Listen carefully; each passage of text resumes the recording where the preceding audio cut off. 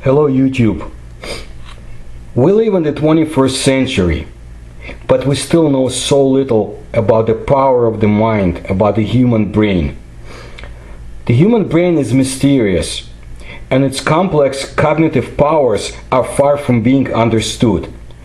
In the darkest years of the turbulent 20th century, there lived a man who harnessed the mysterious powers of the brain like no other human being known to history. He was a telepath, a mind reader, a psychic, a remote viewer, and basically a lucky survivor who avoided both the Holocaust and the death camps of Joseph Stalin. And yet we may not know the full extent of his extraordinary abilities. And as far as I know, most people outside of Russia know about him at all. He was Wolf Grigorievich Messing, who was born in 1899 to a poor Jewish family in the tiny town of Gora Kavaleria near Warsaw. In that time it was part of the Russian Empire. As a young child he suffered from lunatism, a disorder believed to be caused by the phases of the moon. Messing was cured when his parents placed a tub of cold water by his bed, so he would step into it and wake up. At the age of 6, Messing was sent to a religious school where he distinguished himself by his devotion and his incredible ability to memorize prayers. Later he was enrolled in a yeshiva, but he ran away after 2 years. Messing got on the first passenger train he could find, hid under a bench and fell asleep. When the train conductor demanded his ticket, Messing picked a piece of paper off the floor and handed it to the man, looking into his eyes and willing that the man believed that the scrap of paper to be the genuine train ticket. He was successful and he arrived in Berlin with no other problems. Messing was paid very little for the menial work that he was doing, and once he fainted from hunger right on the street. He was taken to a morgue where he was saved from his lethargy by a famous psychiatrist and neurologist, Professor Abel. This man was the first one to realize Messing's incredible mental powers and his ability to control his body. Abel began to conduct mind-reading experiments with that boy. Wolf Messing could become cataleptic, entering a trance-like or unresponsive state of consciousness at will. Later, he found out that he could foretell the future in this state. Meanwhile, young Wolf began to work in the Berlin Panoptikum, a circus, and a variety theater. The professor was amazed with the results of his experiments. Messing immediately understood all mental commands and executed them with precision. He trained himself by going to the Berlin market to read the minds of the vendors. Abel also taught the teenager to turn off his feelings of physical pain. Messing became a fakir, and to supplement his income and to send money to his impoverished family, he let people pierce his chest and neck with nails in front of the audience. When he turned 16, Messing began his first tour, traveling to the city of Vienna. But he was no longer a circus attraction. Messing had developed a program of psychological experiments, as he modestly referred to them. During these experiments, the teenager would execute commands sent to him mentally, tell biographies of people he never met before, and find items hidden by the audience. Messing's growing fame attracted the attention of Albert Einstein. The great physicist invited the talented youth to his home, where Messing met Sigmund Freud. The psychologist immediately began his own mental experiments with Wolf. He gave a mental command to young Messing to get a pair of tweezers and pluck 3 hairs from Einstein's fabulous mustache. The youth did as he was instructed, albeit with embarrassment. But Einstein told him to turn to him for assistance should he ever need it. Messing never met with Einstein again, but learned from Freud the art of concentration and self-hypnotism. Later in his life, Messing met with other famous people, including Gandhi in 1927. In 1917, Messing began a world tour, amazing people throughout the planet. His circus days were over.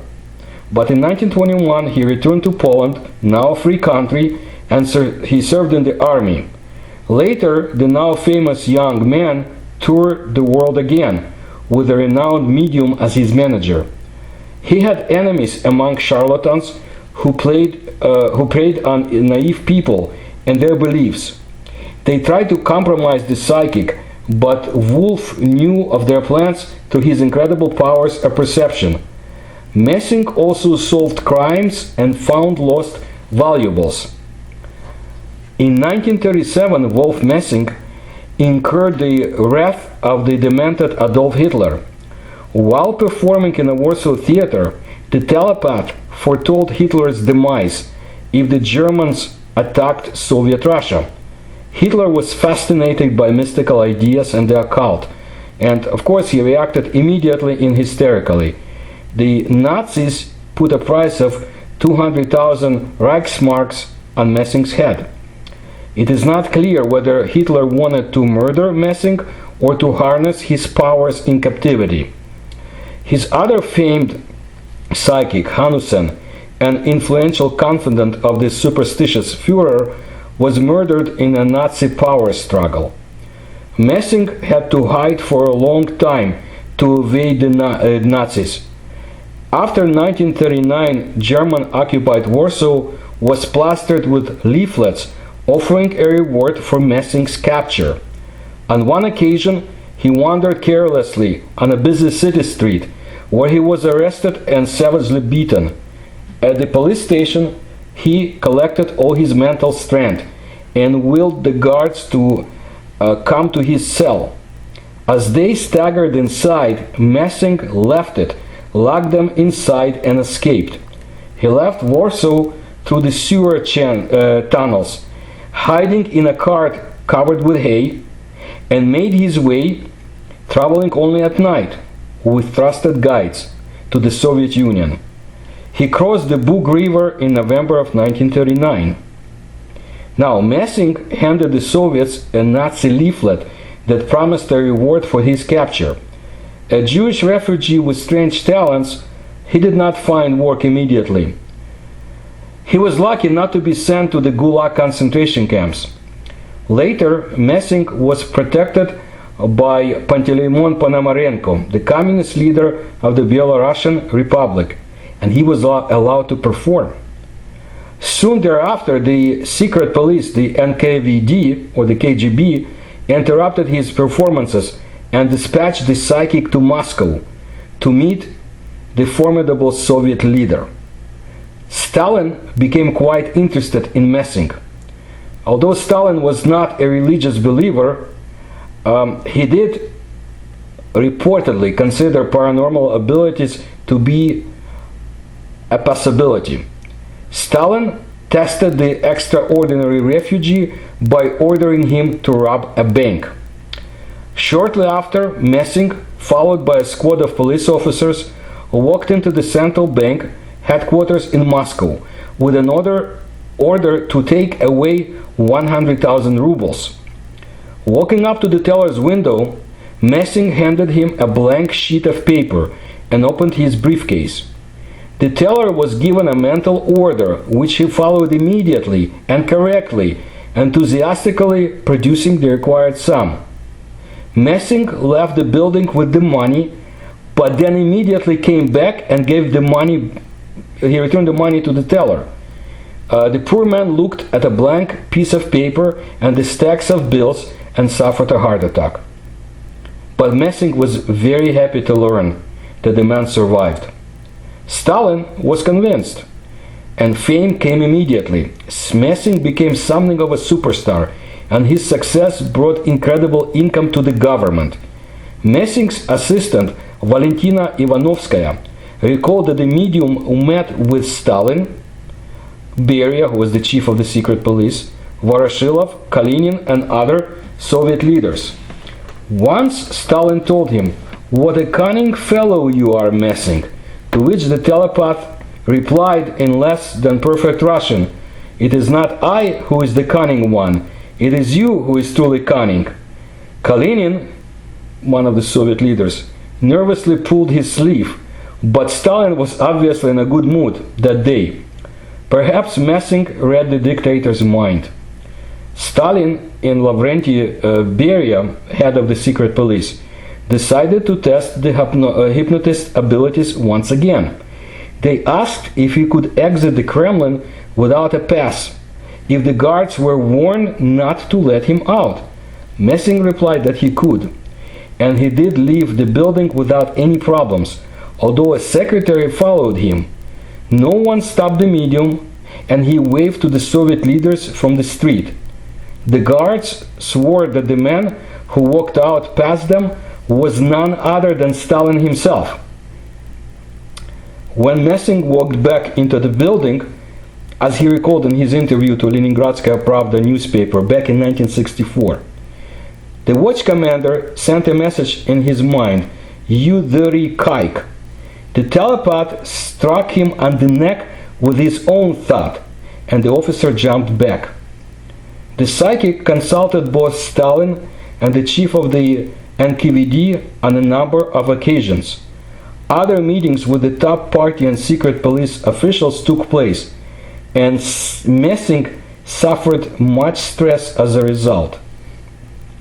Messing did not perform from 1943 until the end of the war, allegedly because the Soviet government sent him on a mission to Siberia, where he was placed in charge of an espionage college. But this period of his life has not been covered in his memoirs and remains a mystery. Not long before the Nazis invaded Soviet Russia, Messing was invited to speak with the top Red Army commanders. He predicted there would be a massive war with Germany, but it would end between May 3 and 5, 1945, with the Soviet victory. Stalin was informed about this prediction, and when the war ended, the Soviet dictator sent a congratulatory telegram to Messing. Messing kept the telegram for many years. Also, Messing donated his own money for the construction of 2 military aircraft during the World War II, and helped his adopted country in many other ways. Messing's family perished in the Holocaust. In the years after 2005, there was a Russian television special which implied that the famous psychic met Stalin 20 hours before the dictator's death and predicted that he would die soon. Messing initiated the meeting as he wanted to intervene with Stalin on behalf of the doctors arrested in the infamous doctor's plot, in which a circle of Jewish physicians were accused of conspiring to poison senior Soviet leaders, including the dictators. Historians allege that the plot was orchestrated by Stalin to justify a new purge of the Communist Party and the police, and to prepare the country for a war with the West. Stalin reportedly warned Messing that he would be sent to the Gulag concentration camps, and if he did not stop meddling. After his death, Stalin's heirs quashed the accusations against the doctors and instead arrested and executed Beria. Messing could have predicted as much. Some have noted that Stalin's death in March 1953 coincided with the holiday of Purim, and the implication was that the Jewish psychic removed the evil tyrant. But Messing was no murderer, and he did not play a role in the blood sport of the Soviet politics. Otherwise, he would not have lived a long life in his adopted country. Curiously, another Russian television film about Messing was aired right after the first one, and made it quite clear that no such meeting with Stalin ever took place. It looked like someone in Russia was trying to blame the Stalin's death on the Jewish refugee who was given refuge in the USSR. And yet there are those in Russia who protect Messing's name and honor. Politics. During the war, the famous telepath gave many performances in the Soviet military units, military hospitals, and defense plants. His demonstration of mysterious qualities of human psyche and brain bothered communist ideologues and their materialistic propaganda. Now listen to this. Before every performance after 1950, a statement from the Institute of Philosophy of the Soviet Academy of Sciences had to be read to the public, announcing that Messing's abilities to read others' minds were based on reflection of thoughts on motor human controls. That is, he guessed the thoughts of others based on their involuntary and unconscious movements. Telepathy doesn't exist, proclaimed the so-called scientists, because Marxism-Leninism did not provide the guidelines as to its existence. A human thought cannot exist outside of the brain or the material world, and Messing's experiments had nothing to do with telepathy. This was the official communist ideological line. Messing did not like to perform in big cities because he did not like to attract too much attention from the communist leaders. But the Soviet people loved Messing performances and filled the theaters whenever he was in town. Once, while performing in Kiev, in the late 1940s, he was detained and brought to Moscow because Nikolai Bulganin, a top Soviet official at the time, had been ordered by Stalin to find a lost briefcase with top secret documents. Messing was taken to the office of the individual who had lost the briefcase, where he concentrated his remote viewing abilities as he looked at the items in the room. Messing visualized a scene with a sloping river bank, a small church, and a bridge across the river. There was a black item under the bridge. It was the briefcase. Messing spoke with the local geography experts, giving them the description in his mind, and they recognized two such locations in the vicinity of Moscow. 2 trucks full of armed soldiers were dispatched, and a few hours later the briefcase with its precious contents was placed in front of the Soviet officials. Messing begged Soviet scientists to study him and provide explanations for his unique abilities, but for the most part such scientists were close-minded people, terrified of the official Communist Party line, and they ignored his pleas. Some tests were carried out in the Institute of Psychiatry of the Academy of Medical Sciences USSR, but the scientists there preferred not to discuss issues that could not be described by ideomonitor actions. The opportunity to study a new phenomenon was lost. Wolf Messing believed in the existence of a special field responsible for telepathic abilities. He felt it should be discovered and researched, and that it could provide wonderful possibilities, just as the electromagnetic field did. He was also fascinated by hypnosis, and recalled that in his younger days in Poland, he used hypnosis to cure mental illnesses in extreme cases. On at least one occasion, Messing was able to predict a man's fate by looking at his photograph. He was able to foretell the future, when he was forced by his circumstances, with accuracy. Messing wrote that foresight or clairvoyance do exist. We cannot explain such phenomena because we have yet to clearly understand the essence of time, its connection to space, and the interconnectedness between past, present, and future. The legendary artist and famous telepath worked until 1974. By then he was fluent in Russian, Polish, Hebrew, and German languages. The KGB allegedly confiscated his personal diaries and notes immediately after his death. The documents remain classified. Wolf Messing passed away in 1975 and was buried next to his wife at the Vostrokovsky Cemetery of Moscow. There were many more details about his life in the Soviet Union, and of course we don't know all the details today. It's all classified still. And his involvement in some criminal cases, solutions to criminal cases, and some other work, definitely during the World War II, his help for the government. But the power of that mind was incredible, and unfortunately it was something that was lost because it wasn't really studied closely. But I wanted to introduce you to Wolf Messing, and I'll be presenting more videos about different aspects of the Russian paranormal. And if you like my videos, please share and subscribe. Thank you.